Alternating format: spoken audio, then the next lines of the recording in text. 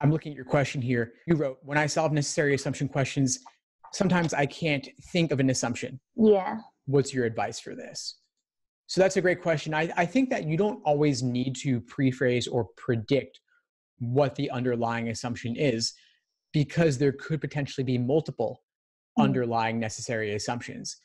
I think that necessary assumption questions fall into two categories. One where you can predict it, and that prediction would simply be the connection between the evidence and the conclusion.